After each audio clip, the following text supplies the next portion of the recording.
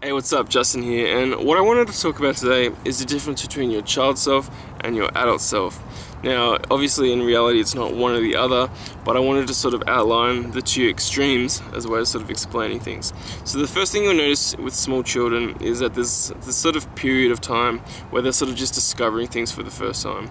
And they're sort of in this period of amazement and sort of wonder when they sort of see things for the first time. So if a small child sees a toy, they're going to be like, wow, a toy. Whereas when you grow older, you sort of become more sort of familiar around things, and you're not going to be amazed by a toy. You're just going to be familiar around it. Now, if you want to, as an adult, sort of get into this sort of childlike mindset, you can do it through having new experiences or even using sort of mindfulness activities. So first, in regards to having new experiences, let's say you've never seen a horse before in your life.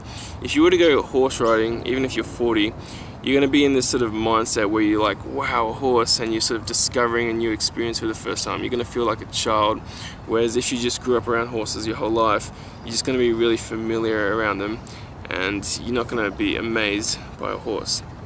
So you can also get into this mindset through meditation or something like that, where if you sort of get into the right headspace, you can sort of walk around and very present, and sort of, it's almost like you're sort of discovering things for the first time, and you'll feel like a child. So the benefits of being in this sort of childlike mindset is you'll notice that children have a lot of energy, they're more creative, and they laugh a lot. So you can get those sort of benefits, and it's a very sort of right brain, sort of dominant sort of sphere of mind of being in. The side effects, if you want to call them that, of being in a childlike sort of mindset will be you'll more succumb to ego, biological influences, and social pressures. So first, in regards to biological influences, you'll notice that children before a certain age have like a very sort of reverence for their parents, where it's a sort of survival thing where you've got complete trust in your parents.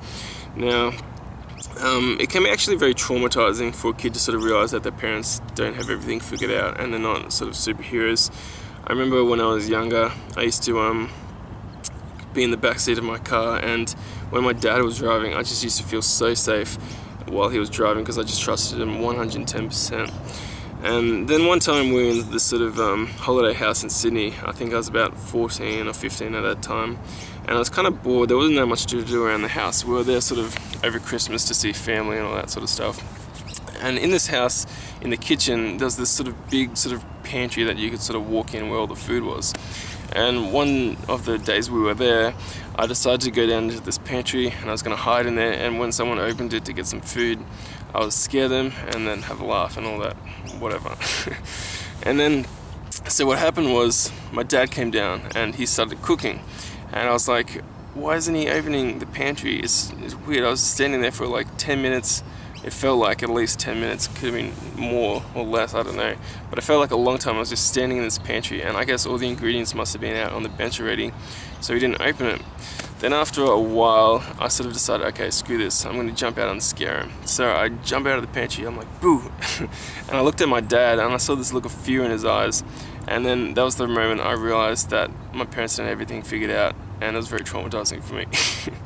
So another sort of biological influence that children might be exposed to is that they just want to feel good right now, which is pretty normal if you're just going off your biology. So you'll be more likely maybe to sort of succumb to stuff like alcohol or drugs or whatever it is. Maybe people who are sort of creative, it's not uncommon for them to sort of be more likely to take drugs or something like that. With social pressures, that's when sort of children want to sort of do what other people are doing, and they're sort of not doing their own thing as much. And with ego, it's trying to sort of get other people to think you're cool.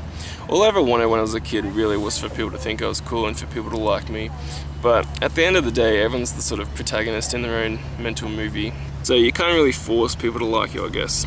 Now, with children, it's not uncommon for sort of parents to sort of not tell their kids about the sort of natures of life and how they don't have everything figured out and that they're going to die and all these things, because I don't think parents want their kids to sort of experience any sort of existential dread at a young age, which is completely fine. I think that's a good way to raise your kids, in my opinion, actually.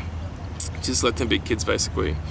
So now in regards to your adult self, this is going to be a sort of more left brain dominated sort of mature sort of personality that you might sort of exert at times. And this can be really beneficial in terms of stuff like persuasion, getting what you want, and sort of just being grounded and logical and conservative and that sort of stuff. Now these are the two extremes, it's not one or the other, but these are the sort of benefits you can get from being more sort of adult. So let's say, for example, you're running for a career in politics or maybe a lawyer or something. You're not really going to sort of persuade people and get what you want by being really sort of open-minded and childlike and creative. You're going to be more sort of persuasive by just being really sort of centered and sure of yourself, and just being more sort of adult about the whole situation. So if you're in your sort of adult-like mindset, you can sort of persuade people more through sort of arguments and things. And it's not that you're sort of closed-minded, it's more sort of you're just sure of yourself. So your child self will be more sort of creative, energetic and vulnerable. Your adult self will be more sort of responsible, persuasive and sort of centered, I guess. So if you're just sort of aware of what personality you might have sort of come to the surface at certain times, you can do things to your advantage as a way of sort of just going back and forth. So an example would be, I think, being an audience member, you want to sort of put yourself more in that sort of childlike mindset, where if you're presenting or performing, you want to be in that more sort of adult-like mindset. So I hope you guys get some sort of value from this video, and I'll catch you guys next time.